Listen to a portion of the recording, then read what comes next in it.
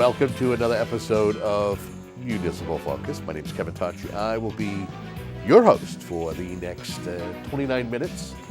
The idea of this particular program is to be better informed of things that elected officials do, whether it's school committee, things that are going on with Board of Selectmen. We've had conversations in the past, especially during the presidential year, the elections, where we've had invited guests in to kind of talk about things on the federal level. So happens that today we have a gentleman who has been here before, and we're here to talk all things county, Plymouth County, and even give you a little bit of surprise as to what we have coming up for you here on Whitman Hits Community Access. That ringing phone is not actually my guest. It's actually my guest's phone, Mr. Dan Pallotta. Mr. Pallotta. Sorry about that. Welcome back to Whitman Hits Community Access. I appreciate coming. Thanks. How's it going? Things are going pretty well. The county is in a far better shape than it was five and a half years ago when I got there. And we're pretty excited. I think I did my first show with you about 5 years ago. Yeah. For folks who don't know, give a rundown. Your involvement in whether it's local government, county government, just overall. Sure. Overall, a bio of yourself. So I got involved in municipal politics back in 1993. I got appointed to the planning board for a 4-month vacancy. I ran for the seat and got reelected. I did 4 years on the planning board in the town of Hanover. My degree is architecture and urban planning, so planning board I figured would be good for me. During my 4 years, we rewrote the entire zoning bylaw in Hanover, and we added some dense housing for our elderly so that they could afford to stay in Hanover, because Hanover has and continues to be pricey, and we wanted to keep our elders in town. So and 4 developers took advantage of that bylaw, and at the same time we wrote telecommunications bylaw for towers, mixed use development bylaw for Route 53. A lot of things that the planning boards do. Planning boards are basically the blueprint of your town. I mean, your town's heartbeat is your town's planning board. It controls the destiny of the long-term planning of your town. While I was on the planning board, I had come from a city, so I didn't really understand. First thing I did was what day was trash pickup. I went up to town hall, said, what day is trash pickup? And of course they laughed at me and said, you got to go to the dump. Yep. Well, what's a dump? So dump sticker. I had to get a dump sticker, and Hanover is a transfer station. So it was an eye-opener in the change of government. A bigger eye-opener was the fact that I didn't have a city council or a mayor. I had a board of selectmen and a town meeting. And I went to my very first town meeting. That was when I got there. I've never missed a town meeting or a town meeting session. And when I got there, it didn't take me long to understand that the moderator in Hanover basically controls the town of Hanover, because the moderator appoints the finance committee, and everyone has to get money from the finance committee. So I ran for the moderator position against a guy that had been in for town politics for 35 years, and I lost by about 10 votes, which was really close. So I had gone up to him afterwards, and I told him I was going to run again next year, and that I didn't expose what he wasn't doing right, because he was an elder, and my parents taught me to respect my elders. He announced he was going to retire a week later, and I ended up getting the seat the following year. I was moderator for 4 years. In the 4th year, they had a jihad, and I got thrown out. They were calling me Mussolini and everything, and every other name that you would disparage an Italian American. So, I ran the town meeting like a town meeting was to be run. I'd made a lot of changes, and what I learned was that people in towns, they don't gravitate to change fast. It has to be done slow. Right. I learned my lesson. But all of my changes are still in practice today, every single one of them. It's just someone else is the moderator. Friend of mine is the moderator. So at the time that I got thrown out, I was replaced by Jeanne O'Brien, longtime state rep, and she unfortunately died in office. And when she died in office, the chairman of the Board of Selectmen called me up and said, "What do we do?" And I said, no big deal. There's provisions in Mass General laws for it. The clerk will call the meeting. We'll elect a moderator from the floor. I said, I'll do the meeting, and then so that the town's finances can be done. They didn't want me to do the meeting. So Why is that? when I said there was a jihad, there was a jihad. So they said, Pallotta can't come back. No way. So we're not going to elect the moderator on the floor town meeting. The selectmen moved our town meeting, and in our charter it says the town meeting shall be the first Monday in May. And they moved it to the third Monday in May after the election, and I had really no intention of running. I was thinking about running, and the current moderator had come up to me and said he wanted to run. So he said, you do this meeting and I'll run. So we presented that to the board, and the board moved the town meeting, so I didn't get my half of the bargain. I got mad and I ran for selectman because there was one day left to pull papers. I pulled papers. I got elected and knocked out a 9-year incumbent, and my first assignment was Plymouth County. 2 years later, I was chairman of the legislative branch of the county, which is called the Advisory Board of County Expenditures. And after 4 years of doing that, I realized all of the good things I was trying to do weren't being instituted by the commissioners. So I ran for county commissioner. I gave up my selectman seat, ran for county commissioner in 2012, got elected, and got reelected recently in 2016. For the longest time, the stint that you're talking about where you were on the advisory board, there was kind of a conversation about, is there a charter in place for the county? Should we abolish county government? Right. So we went through all that, and I wanted that question adjudicated. So I called for a charter commission. I called a meeting of the advisory board. So there's only two ways a charter commission can be constituted at the county level. One way is to have the advisory board vote it, and the second way is to have the county commissioners ask for it. I asked the advisory board members, and we unanimously created a charter commission. And unfortunately, the Secretary of State didn't do a very good job advertising it. So we had a lot of there was, 17 seats or 14 seats. A lot of them went unfulfilled and ended up being write-ins. But the Charter Commission went to work, and it was clear we had a faction that wanted to abolish the county. We had a faction that wanted to grow the county. We had a faction that wanted to do this, that, and the other thing. And we muddied along for about a year and a half, and finally wrote the charter. And we took a vote on abolishing, and it lost 13-4 or 5 or something like that. And we went forward, wrote the charter, and the legislature never sent the charter down to be voted on. So one of the steps is the legislature approves the charter, and then it has to be voted on by the public. We never got to vote on it. So it was kind of sad. Plymouth County currently operates on Mass General laws that have been passed since 1685. So from 1685 on is where the authority that we have. I mean, I have the authority to lay out a railroad. So if you want a railroad, just let me know. We have the authority to lay out a railroad. I'll keep that in mind. All right, in case you want a railroad. I'll keep that in mind. Because I believe that my community that I live in actually is in Plymouth County. So if you want a spur, talk to me. Let's see what I can do for you. Okay. So what happens? Will there be another attempt to put a charter in place, or is this, or is It's a pretty divisive process. At the time that we had gone for the charter, the county was in really tough shape.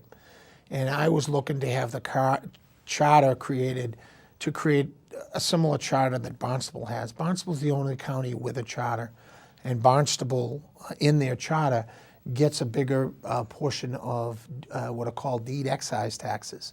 So when the county was created in 1680, it taxed the cities and towns for its operations of the jail and registry of deeds and other things, that roads.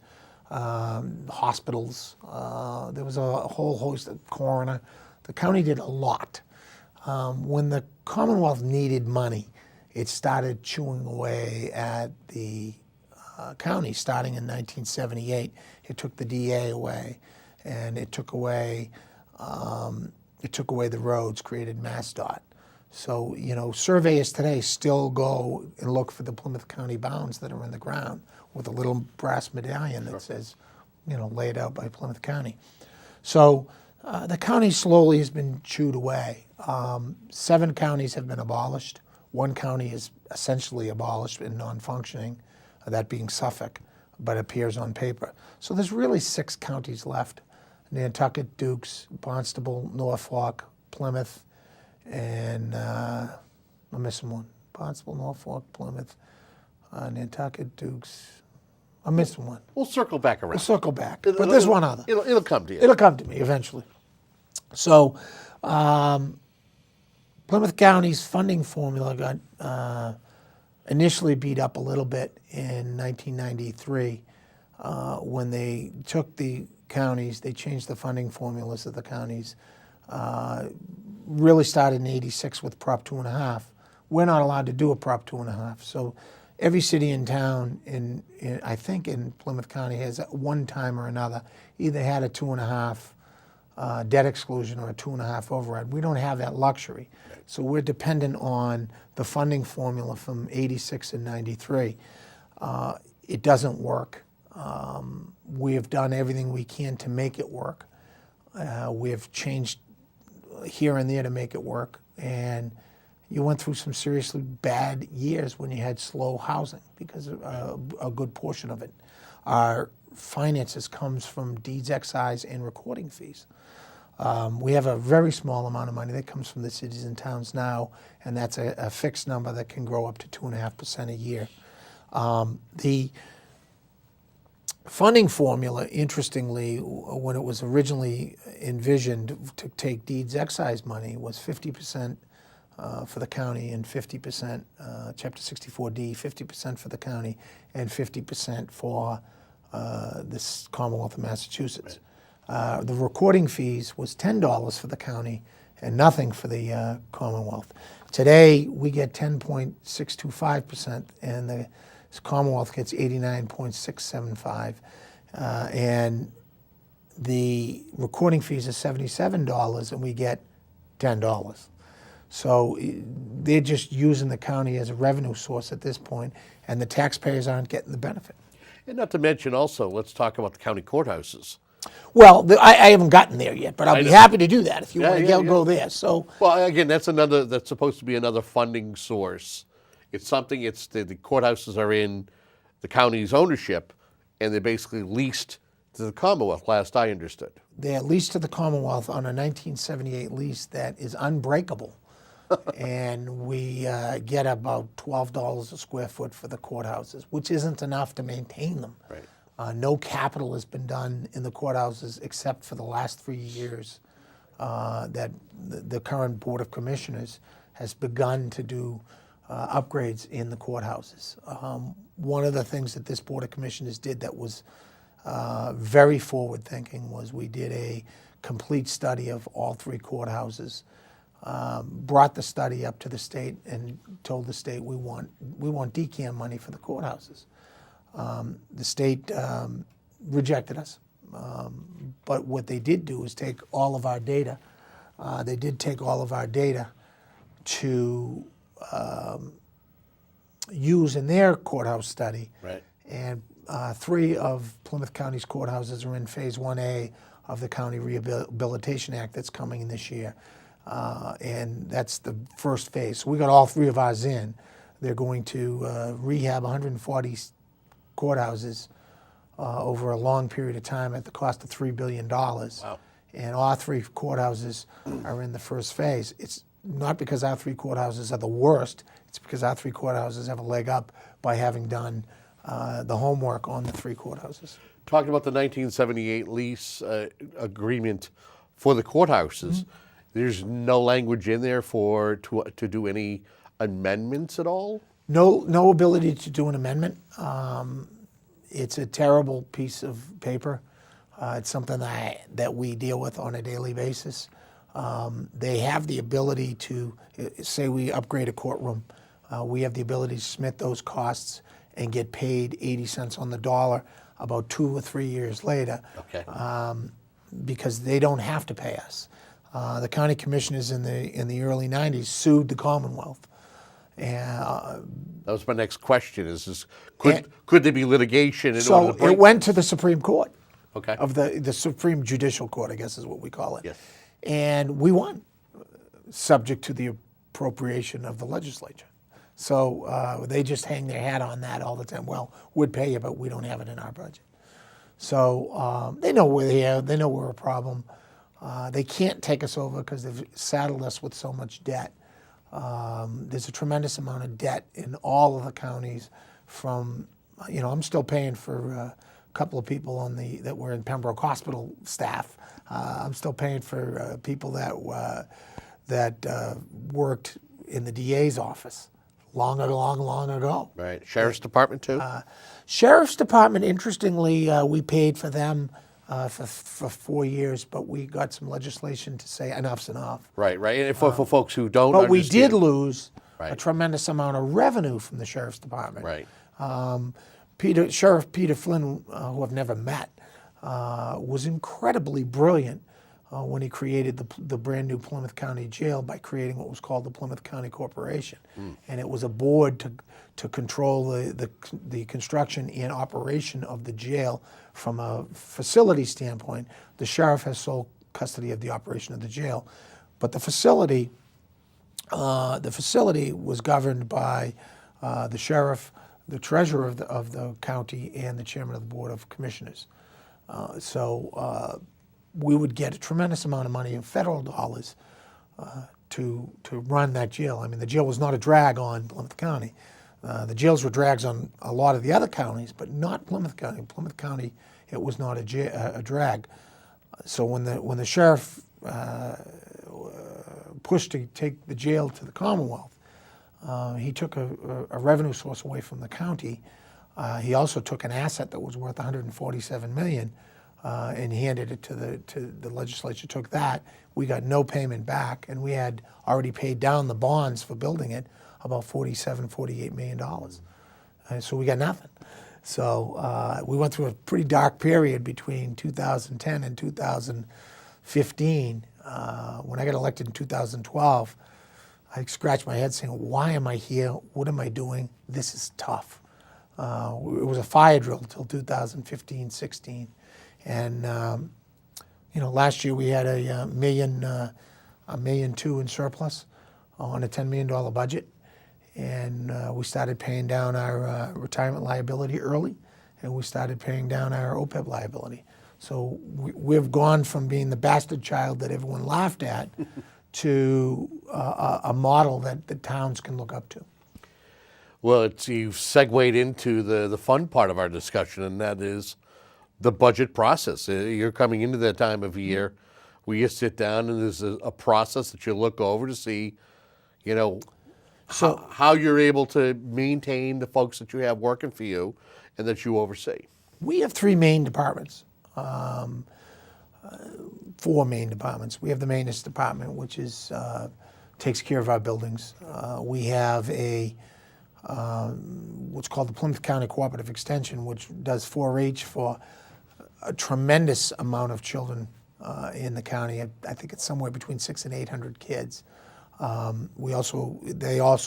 We recently added staff to that department, an entomologist who's been running around educating, and I see reading your paper here in Whitman, That's right. just recently educating the Cub Scouts in the Whitman-Hanson area on tick prevention and Lyme disease. That time of year. So that's been a huge success. The Registry of Deeds is another department, and the county treasurer is the finance department. You'd think, why do we need a county treasurer? The county's so small. We deal with big dollars. We have a cooperative bid for a lot of things, primarily vehicles. I think we sold 600 and some odd vehicles last year to municipalities and saved them millions of dollars by doing so. So the county is doing what we know it can do, but we're still dealing with a little bit of the legacy that we don't trust the county. We've introduced a few new programs. One program that we introduced a little more than 2.5 years ago is PCOT. And PCOT is Plymouth County OPEB Trust. OPEB is a liability that each town and county and state have on their employees that have retired. So they were promised the world when they worked there. And when they retired, they were promised health insurance and some other small benefits. That's called Other Post-Employment Benefit, OPEB. Right. OPEB. So we put together through Pars Corporation, one of the largest investing houses in the United States, a group purchase for OPEB. And right now we have 25 municipal units in it, from fire districts to regional schools to cities and towns in Bristol, Norfolk, and Plymouth counties. That's the region, and Barnstable County. That's the region that we have accepted to work in. And we're up to over $10 million in assets. We weren't expecting to get to $10 million for 5 years. We're at $10 million in 2 years. We had a return of investment for our towns that joined OPEB, that joined PCOT, of 24% after fees last year. So your cities and towns that have their OPEB money sitting in an account at your local bank at 0.75% or 1%, like Hanover, it's not good. I mean, you know, Hanover has 1.7 million, or had 1.7 million in the bank at the last annual town meeting, and we were getting 1% on our money. Had they put that 1.7 in, they would have got 24%. Wow. So that's something that was born from this Board of Commissioners. The entomologist was born from this Board of Commissioners at the request of the boards of selectmen, who said, you know, we think we need this. Sure. The highest increase of Lyme disease is Plymouth County in Massachusetts right now. So we're trying to stem that down through education. Have you built any protection into these newfound entities that you've built up? You talked earlier in the conversation about the state swooping in and taking certain things away from the county. Has anything been built in to protect the county, you know, programs County like assets? that? Yeah.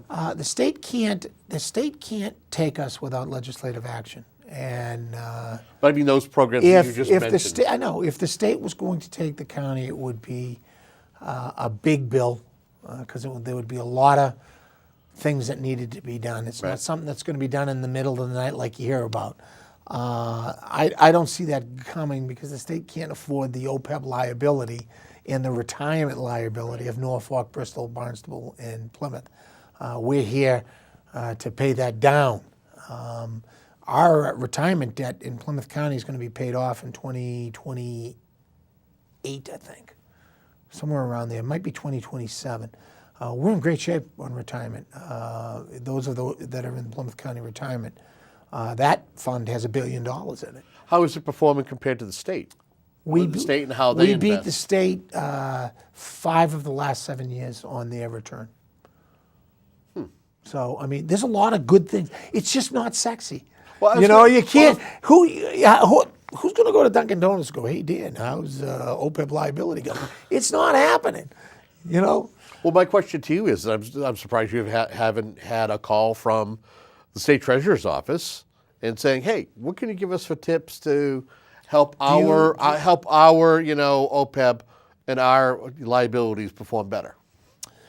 Our health group, Mayflower Health Group, which most of the communities are in, was once Plymouth County Health Group. When the commissioners were not behaving well, the membership voted to leave the county and create their own. Okay. So go from what's called a Group 11 under the law to a Group 12. Our employees still administer it, but the Plymouth County Commissioners don't control it. Okay. It's self-governed. That group has offered to help the Commonwealth with GIC, with running healthcare in Massachusetts. It's hard for the Commonwealth to say, we're not doing it right. It's not going to happen. So they're not going to take our help, and they're not going to take our help on OPEB, and they're not going to take our help on anything. They have their own programs, and they'll tell you their programs are better than our programs. You could join the state's OPEB trust, which is administered by what's called PRIT. They did not do as well as we did last year, and their fees are higher than our fees are. We have the lowest fees on the basis points than anybody, and our fund has no penalties. So if Whitman wanted to go in and then in a week didn't like it, they could pull out in a week. You can't get that with the Commonwealth. You can't get that with Rockland Trust or any of these other people that are selling that type of service. You and I have had discussions in regards to doing the county, Plymouth County Commissioners, doing their own show. We are behind the scenes working on production to make this happen. Are you looking forward to doing this on at least starting out on a quarterly basis? I think that would be a good idea to do it on a quarterly basis. We have a lot going on a quarterly basis. What we do is not sexy, so I think your ratings would go to zero if we did it more than a quarterly basis. And I don't want to see your career go down the tubes because of Plymouth County. So I do think it would be a great thing. I mean, we administer the 4-H, almost the entire cost of the 4-H exhibits at Marshfield Fair is Plymouth County. Most of 4-H programs in Plymouth County are administered and paid for by the county commissioners. Things that we don't go around and beat our chests and say we do, but there's a lot we do. When people think, well, the county doesn't do anything, abolish it. Not entirely true. Right. The Registry of Deeds is a whole show on itself. Just talking about the 1620 to 1685 records that we have. So, and maybe we'll do a show. Maybe we should do a show from there. Ooh. Can you do a road show? Are you guys allowed to do road shows? We can do that. I think it would be a good idea to do a road show to show the people the original documents that govern the United States of America, are located and controlled by the commissioners of your county. We'll have to mobilize the WHCA production team and sit down and discuss. And we'll bring the register in because the county commissioners built a, when I got elected, these books were sitting on the floor in a fire vault. And I was appalled. So the first thing I did was find funding through the Registry Tech Fund, and we built a $300,000 room to hold the books. Right. You just unveiled not too long ago. With King Philip's signature and Bradford's signature and deeds for the town of Dartmouth and deeds for big swaths of land. It's pretty impressive. Well, we're looking forward to producing the Plymouth County Commissioners show. Great. And we thank you for coming in today. And we thank you for tuning in to this episode of Municipal Focus. Of course, stay tuned for more details in regards to the Plymouth County Commissioners show. Of course, Dan Pallotta has been my guest. My name is Kevin Tocci. And until next time, have a great day.